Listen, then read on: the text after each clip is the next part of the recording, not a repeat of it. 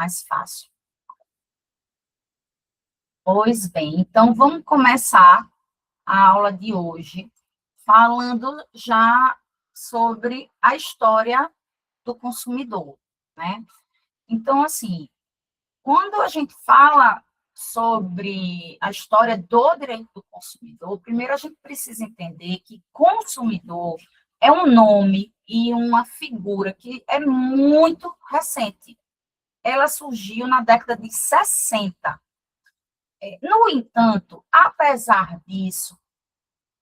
dela ter sido criada enquanto figura autônoma e ciência na década de 60, ela é o resultado, a proteção jurídica ao consumidor é resultado de um processo evolutivo longo e multifacetado, que foi atravessando diversas épocas e sistemas normativos, né?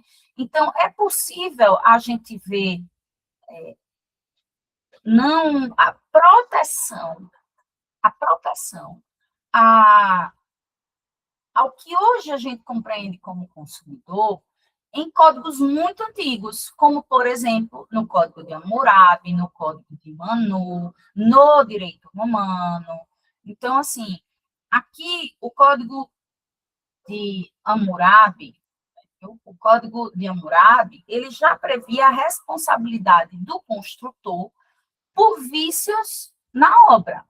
E ele também previa a obrigação de indenizar ou sofrer punição severa até a possibilidade de pena de morte em caso de dano ao comprador.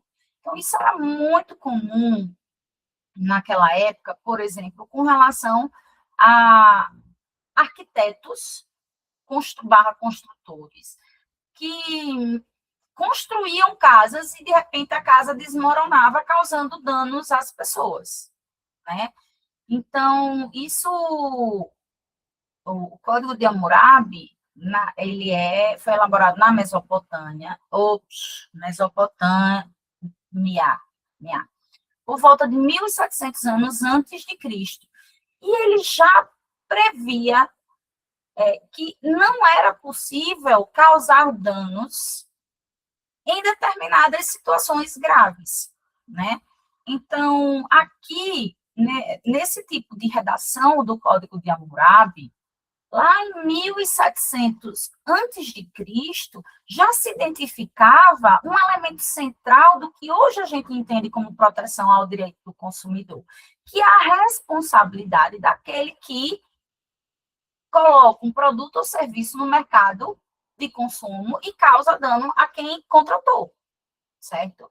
Apesar de a gente compreender que esse tipo de sanção naquela época fosse, ou melhor, nesta época aqui, seja extremamente rígida e baseada até numa lógica retributiva e punitiva, a ideia de tutela do prejudicado já estava presente. E isso baseou a construção do direito do consumidor moderno.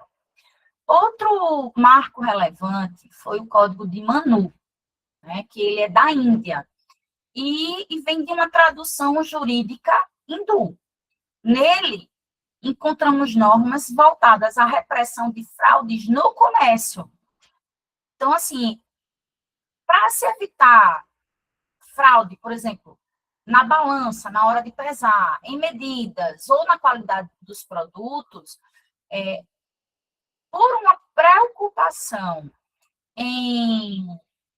com a confiança, por uma preocupação com a lealdade nas práticas comerciais e transparência também nas trocas econômicas, é que o Código de Manu trouxe essa proteção nas fraudes no comércio. Outro ponto importante que revela, no Código de Manu, revela algo que a gente visa até hoje proteger, que são as práticas enganosas ou desleais, né? E aí percebemos que, apesar de, até hoje, termos esse fenômeno, até hoje, termos práticas enganosas não é um fenômeno contemporâneo. é um fenômeno tão antigo que precisou ser legislado no Código de Manu, né? Ou seja, é uma, é uma, é uma preocupação recorrente das sociedades humanas, né? O Código de Manu, para vocês terem ideia, não tem uma precisão exata de quando ele existiu, mas imagina-se ali algo em torno de 1.300 anos antes de Cristo. Já se tinha esse tipo de preocupação com práticas desleais, né? E adulteração também, manipulação de medidas, adulteração de produtos, enfim. Por fim, nós temos a questão relacionada ao direito romano. No direito romano, a proteção ao consumidor ganha outras preocupações, por assim dizer, outros contornos, por assim dizer. Quais seriam esses contornos? Relacionados basicamente aos vícios, né? Então, assim, vícios ocultos, principalmente em animais, geravam, que naquela época também eram também eram tidos como coisa, hoje já há toda uma discussão com relação a isso, mas se o bem, a coisa, viesse com um problema que não fosse declarado, o comprador, né, vamos supor, um cavalo doente, o comprador ele podia acabar com extinguir o processo, ou pedir abatimento no preço. E, então, no direito romano, surgiram ações específicas para tutela e proteção desse comprador, como a Actio Redibitoria e a Actio Quant Minores, que vocês já estudaram no âmbito dos contratos, quando vocês estudaram vícios redibitórios, tá? Com o professor, acredito, com o professor Marcos Zerato. Pois bem, então, a gente tem 3 grandes proteções ao comprador que já existiam e que influenciaram a própria criação do CDC, certo? Então, isso atravessa séculos e séculos como há uma necessidade de proteção realmente dessa figura, de quem adquire, tá? Então, a proteção ao comprador, ela não nasce com o CDC. Então, a gente tem ela registrada desde o Código de Hammurabi. Pois bem, quem um dia for para a França, lá para o Museu do Louvre, vai ter a oportunidade de ver, inclusive, o Código de Hammurabi, porque ele é uma pedra e ele existe até hoje, né? Então, o CDC, a gente, com esse primeiro slide, já percebe que o CDC, ele vem de uma construção, E quanto mais a gente vai estudando os avanços, e obviamente que eu não tenho condições de trazer aqui todos para vocês, a gente vai percebendo que existem alguns marcos que são igualmente importantes. E a partir de agora, a gente precisa voltar a nossa atenção para, primeiro, a questão dos Estados Unidos, porque lá, até por ter sido, vamos dizer assim, uma referência no capitalismo, ao mesmo tempo fez com que fosse uma referência na proteção e defesa dos consumidores. Hoje em dia não é, a gente percebe que desde o CDC aqui no Brasil, o Brasil se tornou uma referência mundial, tá? E a gente vai perceber como isso entrou. No entanto, até o CDC aqui no Brasil, existiram situações e leis e fatos nos Estados Unidos que a gente precisa estudar porque foram determinantes para a proteção e defesa do consumidor no Brasil e em todo o mundo, né? Então, no fim do século XIX, com a intensificação da Revolução Industrial, a produção em massa, ela transformou profundamente as relações econômicas. O consumidor, principalmente, deixou de negociar com aquele artesão e passou a adquirir bens industrializados, padronizados e distribuídos em larga escala. E isso fez surgir um desequilíbrio estrutural entre fornecedores e consumidores. Mas uma situação específica fez com que a gente tivesse, que fosse criado nos Estados Unidos, a lei da concorrência desleal, que é o Sherman Antitrust Act, em 1872. Então, já em 1906, a gente teve o seguinte fato que mudou muito a história da proteção aos compradores, então compradores, no âmbito dos Estados Unidos. Teve um autor que foi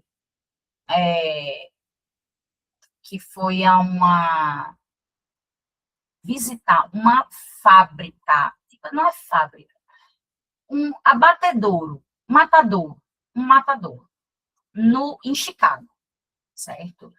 E aí, essa visita dele, né, esse matadouro e fábrica de alimentos à base de carne, a repulsa dele à situação foi tão grande que ele criou um livro chamado The Jungle, cuja tradução livre seria A Selva. A Selva. E lá ele relata de uma maneira muito impactante o nojo que sentiu com as condições de salubridade e higiene nesse local, né?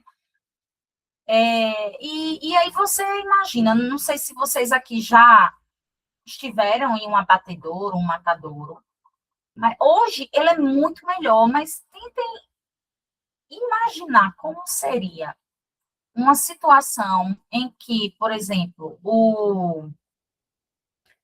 o cheiro do sangue impregnado e talhado ali por dias, sem higiene, sem ninguém limpar, sem local para escoar, o cheiro do local, né? O nojo de quem entra pela primeira vez e sente aquele cheiro de podre, de carne podre. E basicamente é isso que ele via por todo lado, carne podre, sangue podre, né? Tudo podre. E isso era vendido. E as pessoas compravam e consumiam carne podre, um cheiro de podre. Hoje a gente não aguenta aqui um pouquinho, passa um pouquinho a gente já não aguenta. Imagine num local sem higiene nenhuma, sem condição nenhuma de trabalho, sem ventilação adequada, enfim. Então, a repercussão social dessa obra foi tão grande que isso impactou reformas legislativas que fizeram com que fosse criado, um ano depois, o Meat Inspect Act, que seria algo como, numa tradução livre, a lei de inspeção da carne, certo? Que terminou instituindo inspeções sanitárias obrigatórias. E aqui a gente já vislumbra algo que existe até hoje na proteção do consumidor, que é o direito à saúde e segurança. Saúde e segurança. Até pelos Estados Unidos ser um país capitalista, referência no âmbito capitalista, em 1936, surgiu a Consumers Union, que também, numa tradução livre, a gente pode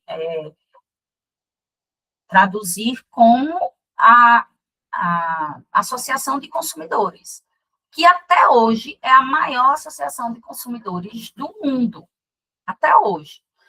Então, os abusos e absurdos, eles eram tão grandes que a sociedade civil precisou se organizar para exercer esse papel ativo na fiscalização do mercado, ampliando o protagonismo coletivo na defesa dos consumidores. E isso também é referência até hoje e foi seguido dentro do CDC, tá? Em 1962, a gente teve, porém, o que é considerado o marco e o início e a criação da figura do consumidor, do direito do consumidor. Quando, repare só, a importância de um discurso, gente. A importância de um discurso. Ele não escreveu, mas em 1962, no dia 15 de março, que até hoje, este dia é tido como Dia Internacional da Defesa do Consumidor, o então presidente John F. Kennedy proferiu discurso ao Congresso, declarando: "We are all consumers." E enquanto, desculpe, numa tradução livre, somos todos consumidores. E enquanto consumidores, ele reconheceu, ele não escreveu, 4 direitos fundamentais do consumidor: o direito à segurança, à informação, à escolha e a ser ouvido. E esses direitos se tornaram a base do movimento consumerista mundial e influenciaram legislações como o nosso Código de Defesa do Consumidor. Certo?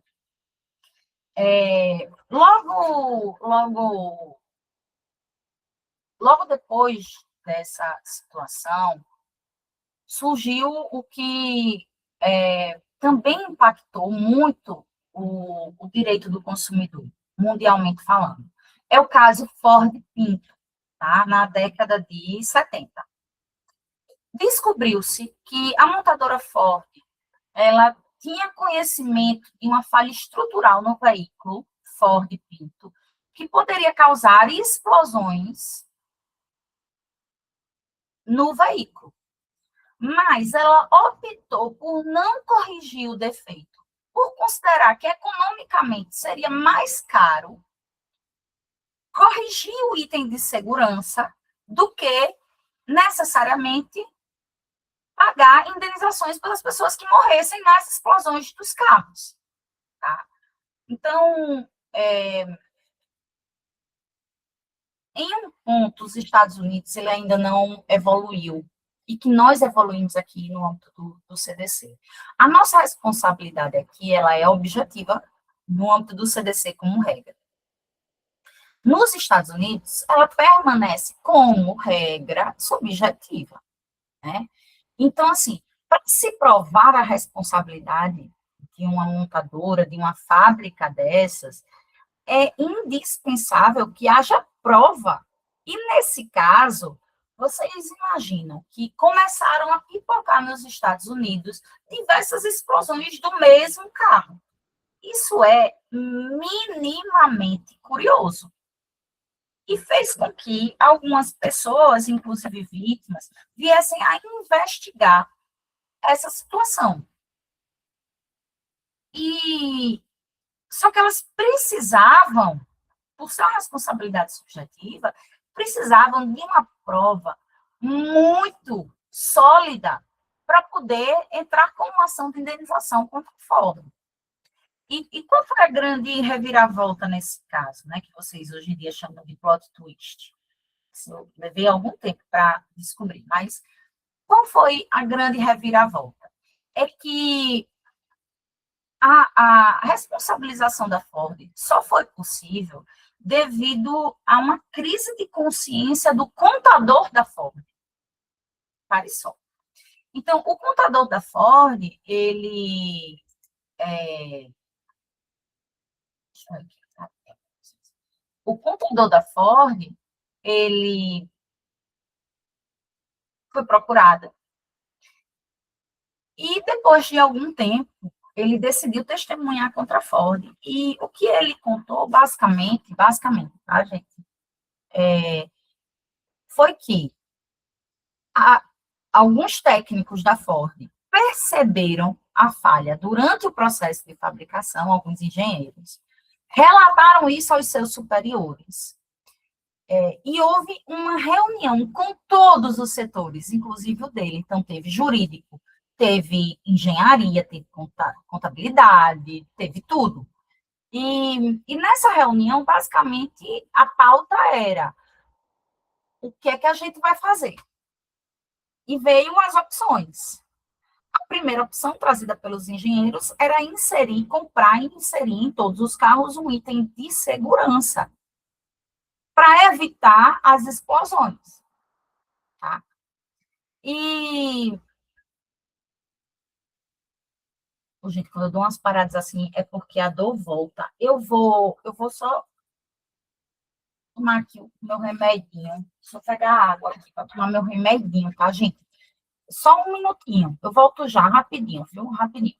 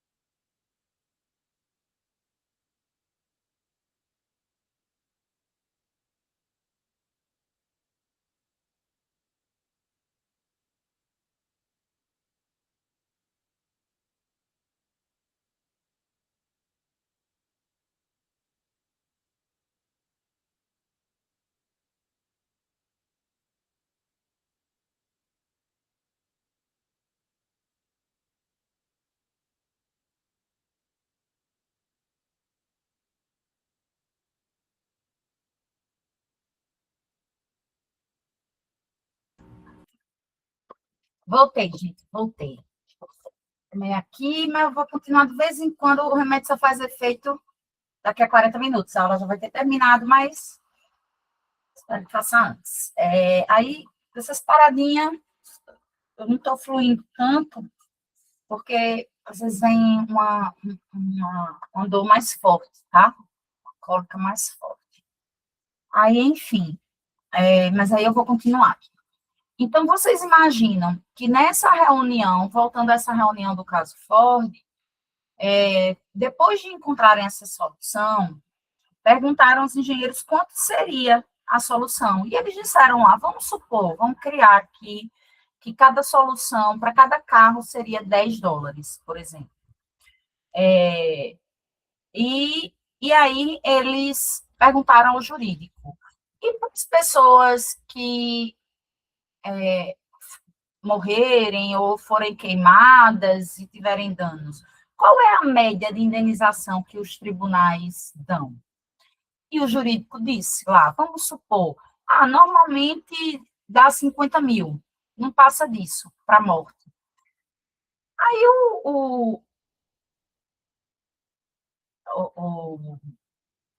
os diretores da Ford, na época, pensaram o seguinte, ora, se para a morte de alguém só se dá 50 mil e nem sempre tem morte, e as outras indenizações são bem menores, vale muito mais a pena a gente pagar algumas indenizações e fazendo acordo em valores inferiores e pagar a indenização do que custear esse valor de $10 por veículo, porque se a gente for pagar $10 por veículo, vai ficar muito mais caro do que pagar a indenização para algumas vítimas, fazer acordo com algumas vítimas. E a gente ainda sai na vantagem. Então, veja só, nesse momento, as decisões dos tribunais, que hoje já tem uma ciência, uma denominação para esse tipo de estudo, a jurimetria, a partir desse momento, ficou palpável para todos que a jurimetria, as decisões do tribunal, elas influenciavam as decisões para a proteção da vida dos consumidores. Então, todas as vezes que vocês ouvirem alguém dizer que a indústria de dano moral, vocês precisam lembrar dessa situação do caso Ford Pinto. Por quê? Porque a partir do momento que o tribunal ouviu esse relato, o Poder Judiciário estadunidense ouviu esse relato e percebeu que as decisões deles estavam incentivando as violações ao direito à vida de todos, os tribunais dos Estados Unidos mudaram para que as indenizações passassem a ser milionárias.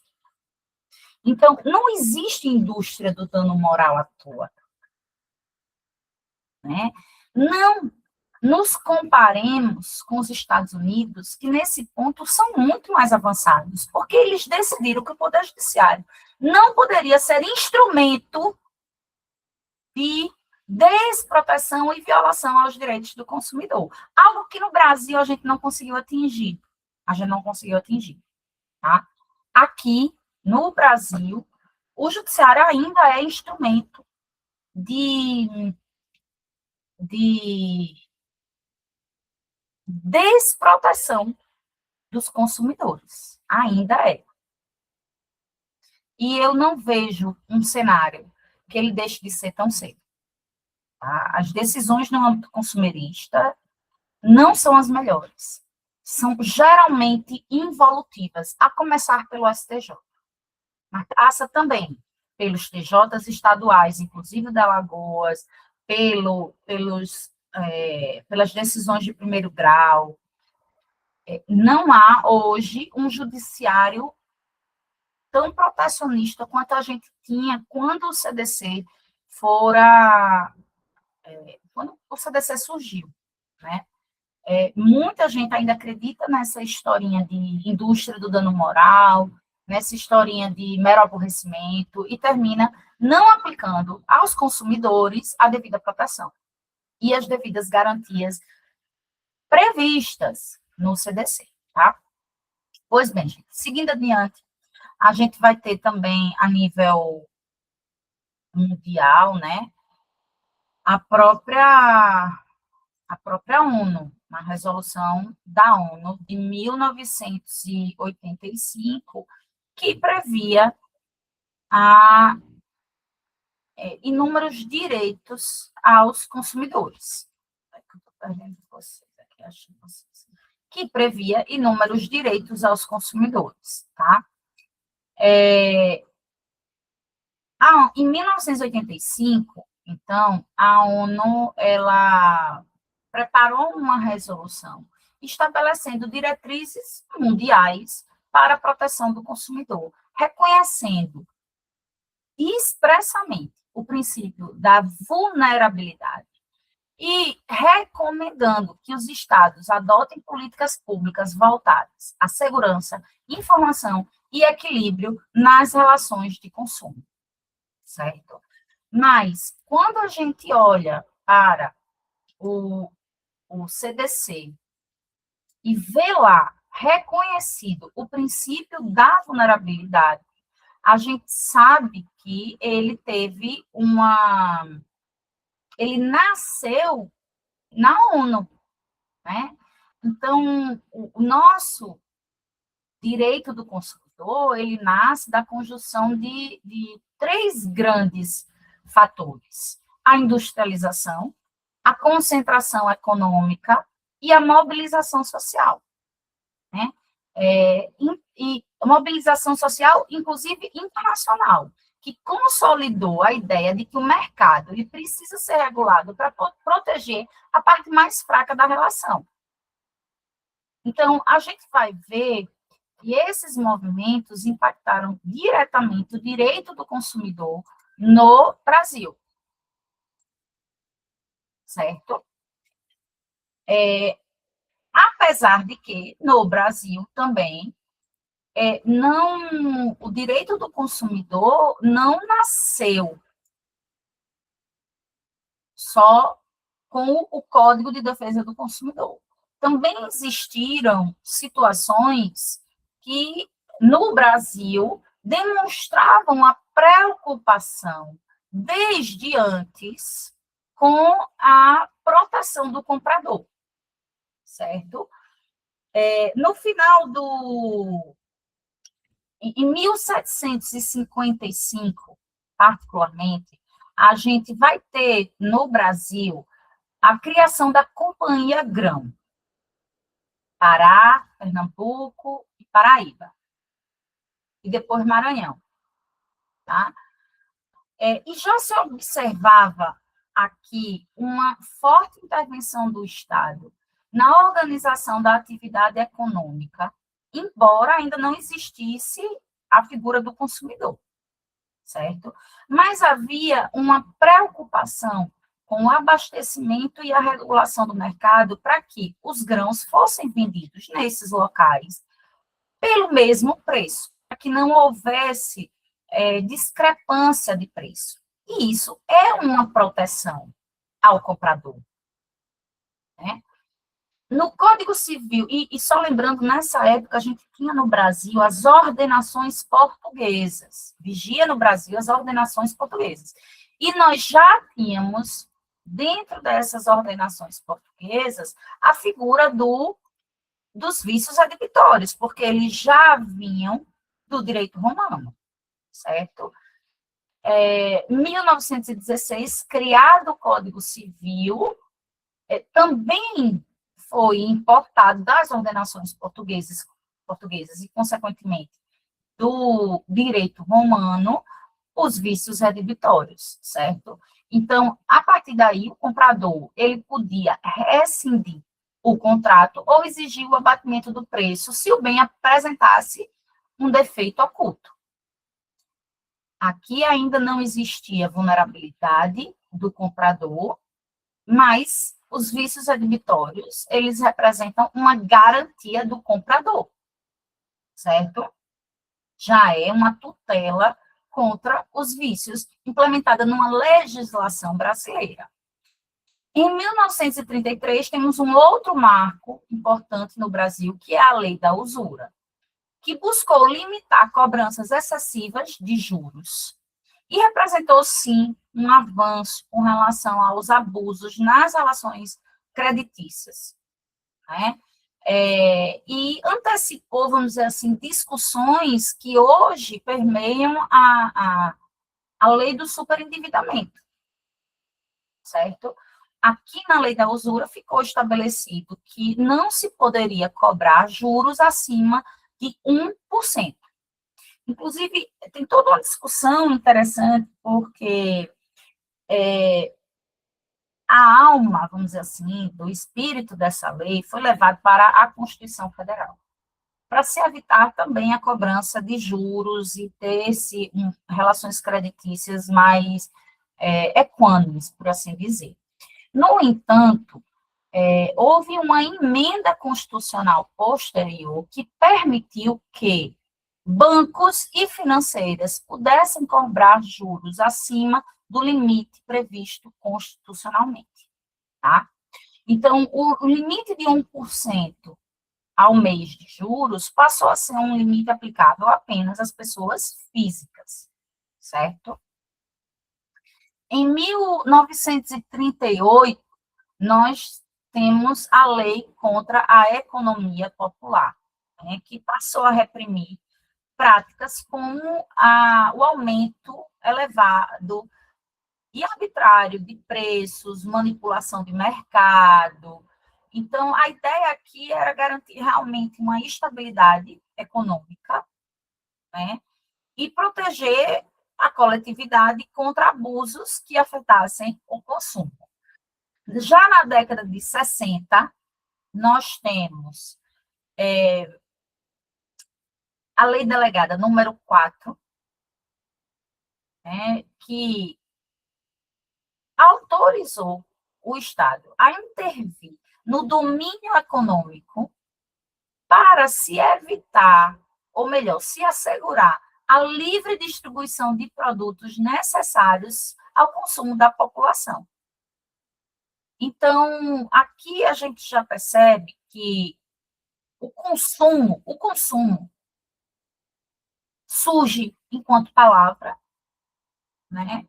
E enquanto uma questão de interesse público, não mais, e social, né? Não mais, coletivo, desculpe, não mais individual e privado, tá?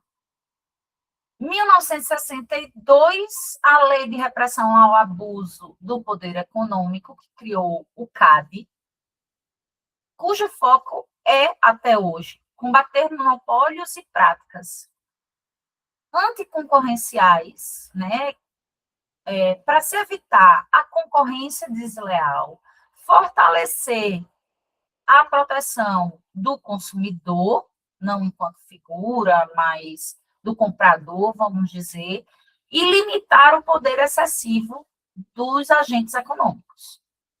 Então, a gente está vendo que aqui, antes mesmo da Constituição de 88, antes mesmo da Lei da Ação Civil Pública de 85, antes mesmo do CDC em 90, o Brasil ele já tinha um conjunto de normas que buscavam conter abusos, garantir equilíbrio econômico e proteger o comprador, certo? Só que eram medidas espaçadas e jogadas assim, isoladas, que não formavam um sistema realmente coerente, coeso, unificado.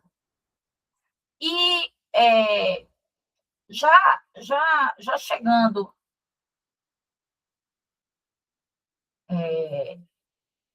perto disso, o que é que a gente se depara?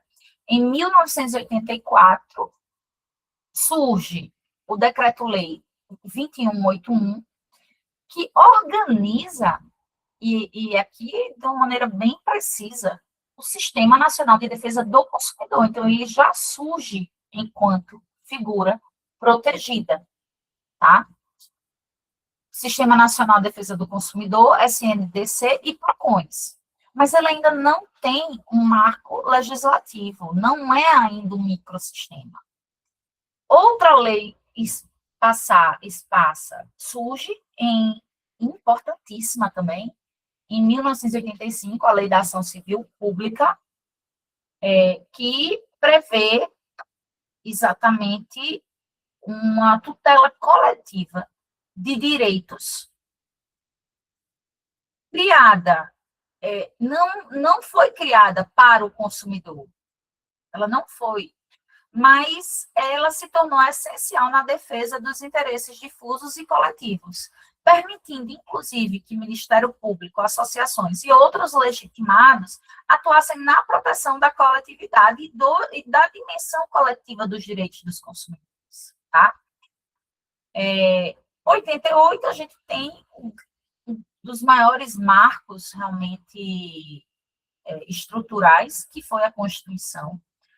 E pela primeira vez na história, a defesa do consumidor foi elevada à categoria de direito fundamental. E, enquanto tal, vocês sabem que são direitos irrevogáveis e representam cláusulas pétreas. Então, a gente tem lá no artigo 5º, inciso 32 da Constituição, a determinação de que o Estado deverá promover, na forma da lei, a defesa do consumidor. Já no artigo 170, inciso 5º, a gente tem a inserção da defesa do consumidor como princípio da ordem econômica brasileira. Tá? No ADCT, Ato das Disposições Constitucionais Transitórias, determinou-se especificamente a elaboração de um Código de Defesa do Consumidor, que fosse criado em 2 anos. Então, o que é que a gente tem aqui numa análise global da Constituição? A proteção ao consumidor deixa de ser uma eventualidade e passa a ser uma política pública constitucional permanente, com uma norma de eficácia plena e vinculante, considerada cláusula pétrea, integrando o núcleo dos direitos e garantias fundamentais, que não pode ser revogado. Tá? E se determinando a criação do CDC, do núcleo, né, do microsistema, vamos dizer assim, jurídico, com princípios próprios, normas de ordem pública, interesse social, responsabilidade, proteção, enfim, um microsistema único para proteção realmente do consumidor. E chama a atenção nesse momento que o ADCT ele previa que isso fosse criado em 2 anos, e, de fato, 2 anos após o Congresso Nacional consegue criar, aprovar e publicar o Código de Defesa do Consumidor. E, com ele, o Brasil passa a integrar um grupo extremamente seletivo de países com uma legislação consumerista. E, melhor, passa a ser referência nisso.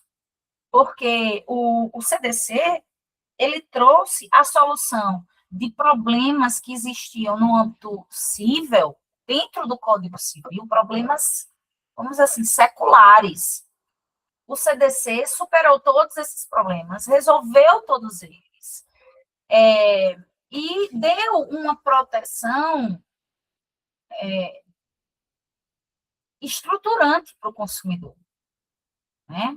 E permitiu exatamente que houvesse uma transição definitiva de um modelo liberal clássico para um modelo de dirigismo contratual e intervenção estatal equilibradora, que também se fundamenta na dignidade da pessoa humana, na busca pela igualdade material nas relações, inclusive as relações de consumo, certo? Então, isso o CDC, ele foi muito significativo, passou a inspirar outras legislações ao redor do mundo, só que ele não permaneceu estático. Até hoje, nós temos mudanças contínuas, inclusive dentro do próprio CDC. Porque as relações consumeristas, elas não são estáticas. A toda hora surge um problema que precisa ser resolvido pelo CDC. E quer queira, quer não,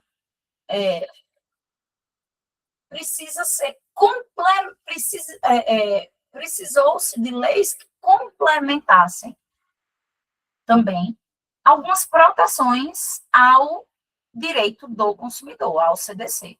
E é por isso que, em 2004, surge, dentre todas as leis, eu vou mencionar essas, aqui, considerá-las mais importantes, mas elas não excluem outras que surgiram, tá? Então, em 2004, a gente tem a Lei 10.906, que trata da precificação e das ofertas, que buscou maior transparência na exposição dos preços, evitando que existissem práticas enganosas, abusivas, desleais, e assegurando que o consumidor tem acesso claro e ostensivo às informações antes de sequer entrar na loja. Não apenas antes da contratação, mas antes da pré-contratação, antes de entrar na loja. Até por se considerar que, por exemplo, as vitrines, elas são, de fato, um objeto de isca dos consumidores. Então, o consumidor, ele olha para determinado produto, para uma roupa, por exemplo, ele diz, poxa, que roupa linda. Mas se não tem o preço, ele não sabe se ele pode comprar ou não. Eu, por exemplo, eu tenho loja que eu não entro. Eu olho o preço, digo, bonito, tchau. Ou então, assim, eu olho para a roupa, eu acho bonita. Aí eu olho para o preço, eu acho feia. Eu não sei se vocês têm essa habilidade, meu cérebro tem. Ele criou, desenvolveu essa habilidade de conseguir ter um mindset que muda a depender do preço. Então, assim, bonita, posso comprar. Olho para o preço, feia, não quero comprar. Muito simples, meu cérebro pensa, né? Então, tudo vira feio quando eu não consigo comprar. Ah, você quer tal coisa? Eu vou olhar, olho para o preço. Se o preço puder pagar, ela é bonita, eu quero. Se eu não puder, ela é feia, eu não quero. Acabou-se. Então, a gente sabe que é uma isca porque existem inúmeras técnicas de venda, gente. E a maior dificuldade de um lojista, por assim dizer, uma das maiores dificuldades é colocar o consumidor dentro da sua loja. Porque ele sabe que depois que ele entra na loja, né, entrou na rede é peixe. Então, é muito mais fácil conseguir vender. O difícil é conseguir fazer com que o consumidor entre na loja. Existem inúmeras técnicas, gatilhos, etc. E evitar que o consumidor fique vulnerabilizado, esteja exposto e sirva de isca, é uma proteção do consumidor e a garantia de que o consumidor, da aplicação do direito à informação e ao princípio da transparência. Tá? A gente vai estudar isso mais para frente, certo? Pois bem, com o avanço da tecnologia e a expansão do comércio eletrônico, surge em 2014 um marco regulatório, que é chamado Marco Civil da Internet, que, embora não seja uma lei exclusivamente consumerista, ele impacta profundamente as relações de consumo digitais. E de uma maneira que eu diria até, em determinados pontos, como o artigo 19, inconstitucional, né? Ele, de uma maneira geral, ele estabelece princípios como a neutralidade de rede, proteção de dados e responsabilidade dos provedores, criando, ou tentando, porque ele, em alguns momentos, nem conseguiu. Na verdade, ele até tentou não ter nenhuma responsabilidade, mas, de uma maneira geral, criando um ambiente mais seguro, um ambiente virtual mais seguro para o consumidor. Tá? Não totalmente seguro, até porque ele trouxe algumas involuções, depois julgadas inconstitucionais, como a gente vai ver depois. Em 2018, nós temos a LGPD, a Lei Geral de Proteção de Dados, que amplia ainda mais essa proteção e consolida a proteção dos dados pessoais como um direito fundamental, reforçando o controle do titular sobre as suas informações. Então, num contexto de relações de consumo, isso significa limitar o uso abusivo de dados para práticas comerciais, publicidade direcionada, decisões automatizadas. Então, a partir da lei da LGPD, a proteção da privacidade passa a ser a dimensão essencial da tutela do consumidor, certo? Até porque dados estavam sendo usados indevidamente, inclusive para algoritmo e para as decisões do próprio consumidor, né?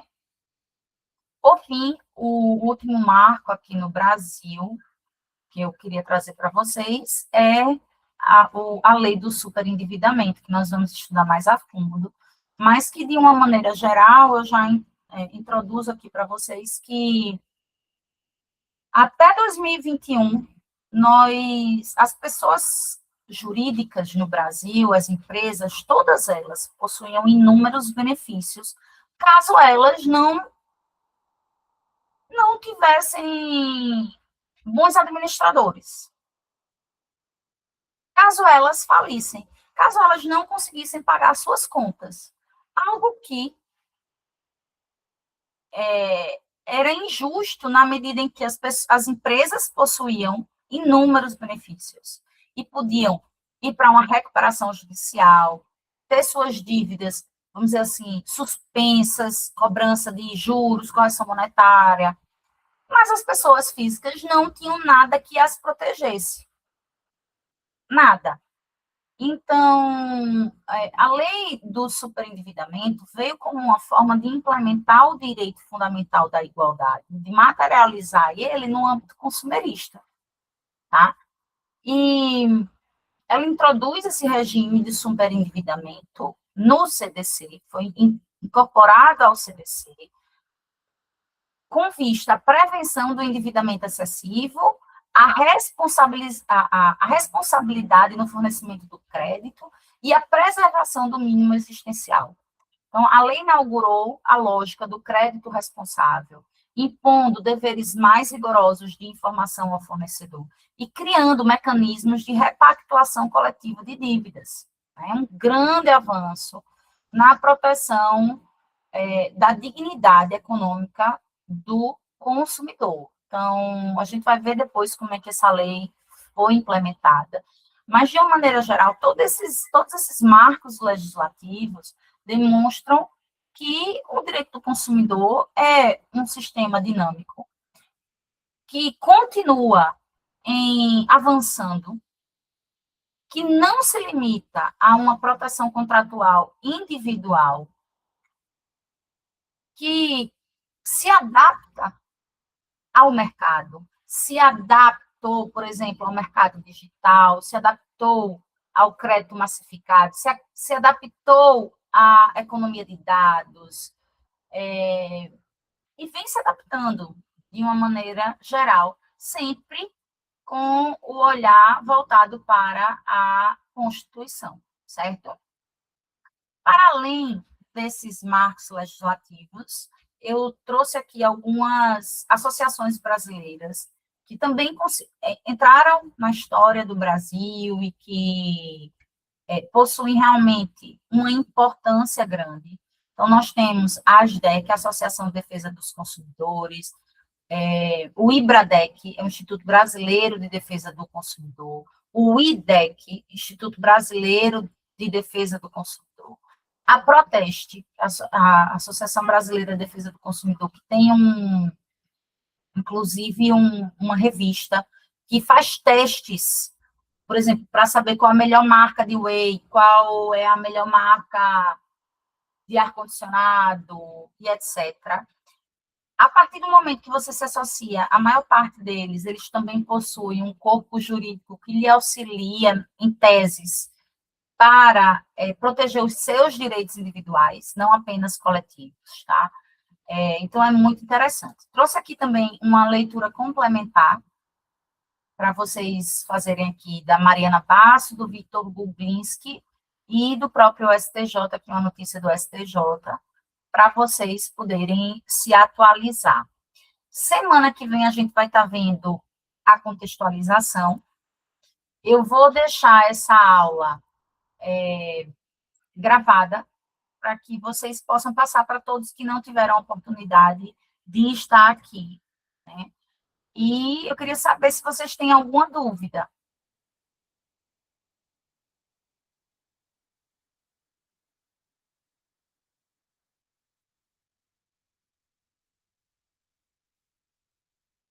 Tudo certo?